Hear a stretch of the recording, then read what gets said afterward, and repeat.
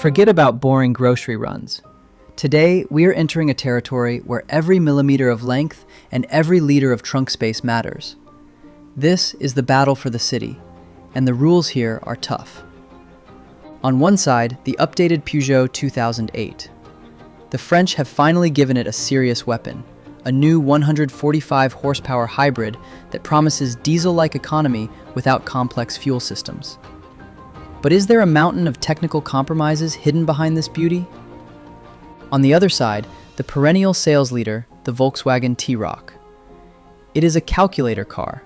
It is precise, straightforward, and so conservative that it sometimes feels boring. But is German quality in 2026 still synonymous with reliability, or is it just brand inertia? Today on AutoDecide, we go beyond the marketing slogans. We will break down the real numbers, from actual fuel consumption to trunk practicality.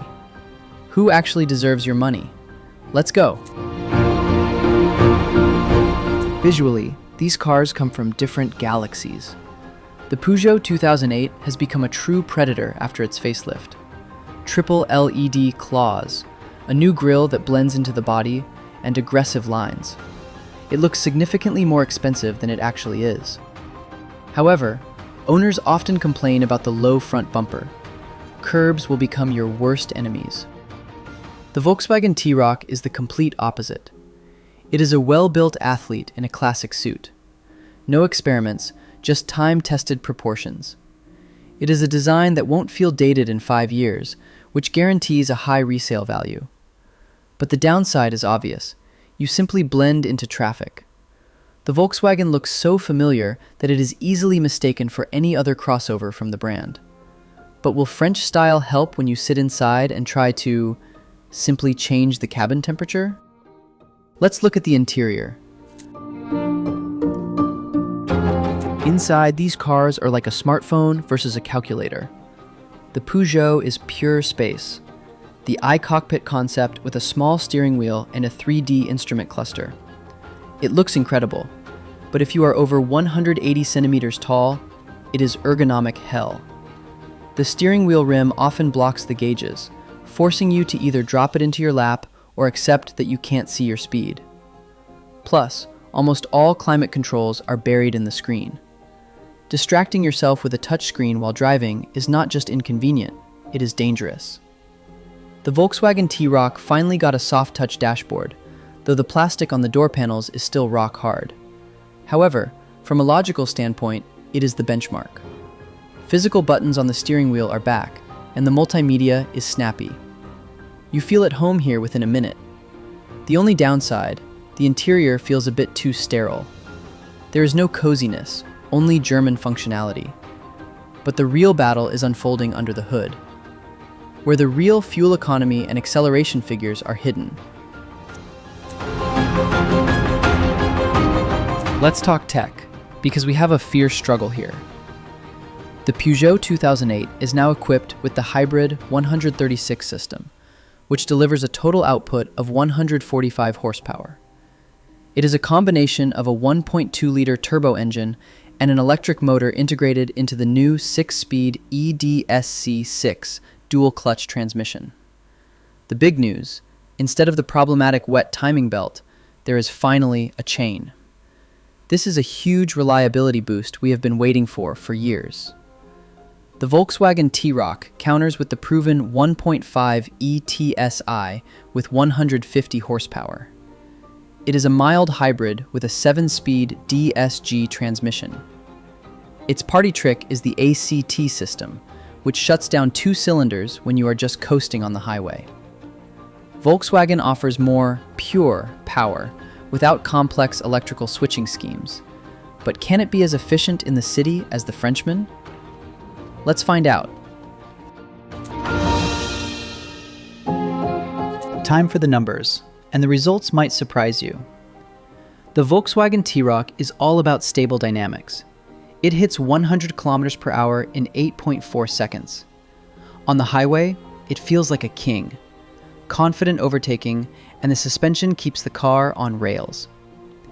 Fuel consumption in the city is around 7.2 liters and 5.2 liters on the highway. The The Peugeot 2008 Hybrid 145 lags behind in acceleration, 8.9 seconds to 100. But its element is city traffic. Since the electric motor handles starts and low-speed crawling, city consumption drops to an impressive 5.0 liters. That is nearly 2 liters less than the German.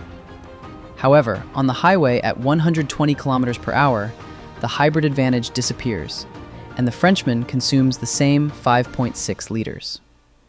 If you are a city dweller, the Peugeot saves your budget much more effectively.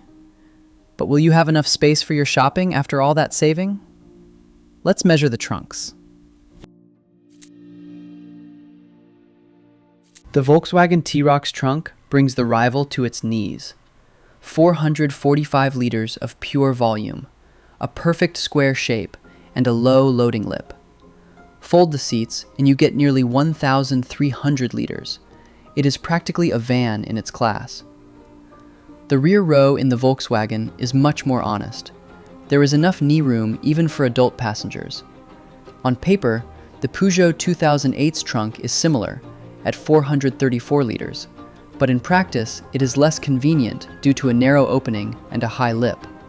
But the biggest downside is the back seat.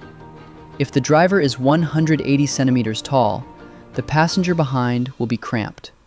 This is a car for a young couple or a family with small children, but not for a group of friends. Also, take note, tire noise insulation in both models is where both manufacturers decided to save money. And now for the big question. How much does this choice between emotion and pragmatism cost in 2026? In 2026, these compact crossovers aren't exactly cheap. The Peugeot 2008 Hybrid 145 in the solid Allure trim starts at $29,500.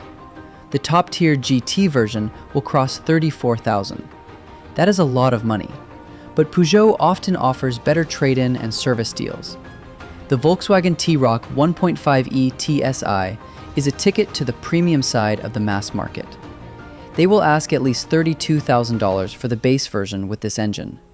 The popular R-Line version with matrix headlights and 18-inch wheels can easily hit $40,000. That is the price of a car from a class above. However, remember, the Volkswagen loses value more slowly. In 3 years, you will sell it for more and much faster than the Frenchman. Time to wrap this up. Charm or calculation? So, the verdict. The Peugeot 2008 is a choice of the heart. If you can forgive its specific ergonomics for the sake of fantastic design and real city efficiency, this is your car. It sets the mood every time you press the start button. But if you are looking for a tool that will transport your family in comfort, has a better trunk, and will keep its value when you sell it, your choice is the Volkswagen T-Roc. It is faster, roomier, and more straightforward. What will you choose? French charm or German pragmatism? Let us know in the comments, Team Peugeot or Team Volkswagen. Don't forget to subscribe to AutoDecide to get the real truth about cars. See you next time.